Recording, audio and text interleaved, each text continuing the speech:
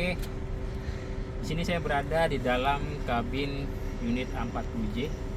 Ya, terlihat jauh berbeda dengan versi sebelumnya. Ini total ya, total berbeda dengan versi sebelumnya. Bisa dilihat sekelilingnya. Oke, ya, bisa dikatakan ya di dalam kabinnya ini sangat luas. Atau kita bisa tiduran malah ya, kalau dilihat dari sini. Jadi dari sisi kiri ke belakang itu luas sekali, dan di area sini ada kursi untuk trainer. Oke, nah, di dalam cukup panas. Kita coba nyalakan dulu mesinnya.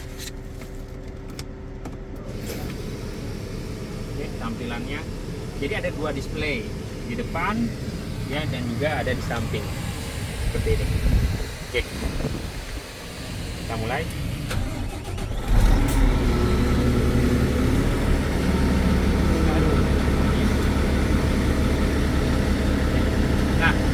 Di bagian depan ini kita nggak bisa mengontrolnya, jadi bagian depan ini operator hanya fokus kepada kondisi unit yang saat ini berjalan ya, sedangkan di bagian display sebelah kanan ya, ini cukup luas ya intinya ya. Operator bisa melihat berbagai macam, termasuk saat ini adalah bisa melihat kamera bagian belakang dan juga di sisi bagian kiri yang tadi telah saya tunjukkan. Nah, untuk pengaturan segalanya, baik AC, kemudian bezel dan lain sebagainya, kita cukup menggunakan display yang ada di bagian kanan seperti ini. Nah, saya bisa mengubah-ubah bagiannya.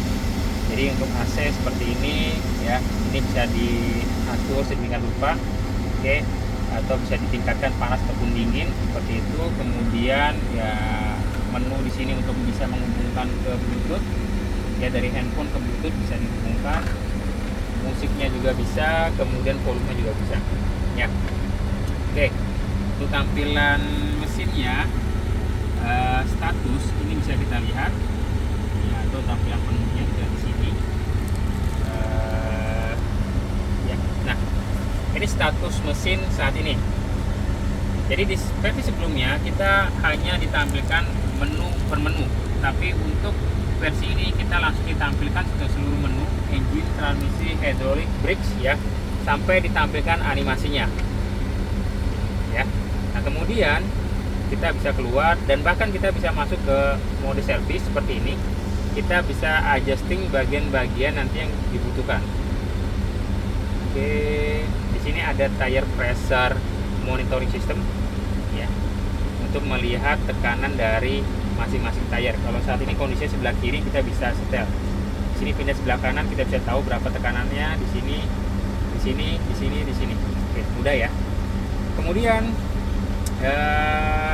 banyak sekali seperti pengaturan work light ya, lampu bisa kita aktifasikan melalui display juga ya, karena di bagian controller sini ya kita nggak melihat ada lampu gitu pun ya. Begitupun di bagian sebelah kiri sini kita bisa lihat sama-sama. Saya tutup dulu ya, ini hanya ada lampu hajat dan juga lampu sija. Oke ya. Nah, sedangkan di bagian yang ini adalah ya adjusting mirror atau spion yang ada di kiri maupun kanan seperti ini. Kita bisa aja silakan disorot bagian dari spionnya, bagaimana pergerakannya. Nah, kita bisa lakukan adjusting. Oke ya. Nah, saya coba satu persatu melihatkan ada apa aja di dalam kabin ini. Kita ada tempat penyimpanan sisi kiri cukup luas, silakan mau simpan buku manual dan sebagainya. Dan juga ada penyimpanan lagi di dalam sini, bisa nyimpan apapun, cukup luas juga. Kemudian ada penyimpanan lagi, mana ya? Nah, sebelah sini dulu. Nah, ada nyimpan buku, bisa lagi. Ada penyimpanan apa lagi? Kita lihat. Nah, di sini ada dua buat nyimpan botol minuman dan sebagainya, tempat makanan bisa ditaruh sini. Dan yang lebih menarik lagi, kita lihat ada penyimpanan ruang ya untuk suhu panas dan suhu dingin. Ada di sini. Oke. Nah, jadi operator yang memiliki minuman dingin dan sebagainya bisa masukkan ke dalam sini, ataupun minuman panas, kopi-kopi untuk bertahan lama panasnya bisa masukkan di sini. Nah, kita bisa berubah ya, kita mau box ini dalam kondisi dingin, kita bisa atur di sini, atau dalam kondisi panas itu bisa diatur. Oke, keren ya.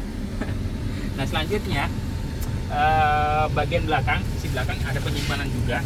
Kita lihat. Nah, di sini ya, kameramen pinggir. Di sini ada penyimpanan juga ya, ada jaringnya, di sini juga ada penyimpanan. Oke. Nah, di bagian belakang ini adalah EDB-nya, kalau bahasanya Volvo, Electrical Distribution Box. Jadi ada di bagian belakang. Jadi fuse, relay semua ngumpul di belakang. Jadi nggak perlu khawatir untuk mekanik melakukan pengecekan elektrikal, semuanya ngumpul jadi satu. Oke, lanjut. Saya bicara kursi dulu. Di kursi enak sekali ya, bisa di-adjust sesuai dengan beratnya juga ya, secara mudah seperti ini. Nah, ini dengarkan suaranya ya, makin tinggi. Nah, ini nyaman sekali. Atau mau dibuat rendah ya, bisa diatur naik turunnya. Naik turun, posisi turun. Sekarang ada posisi naik.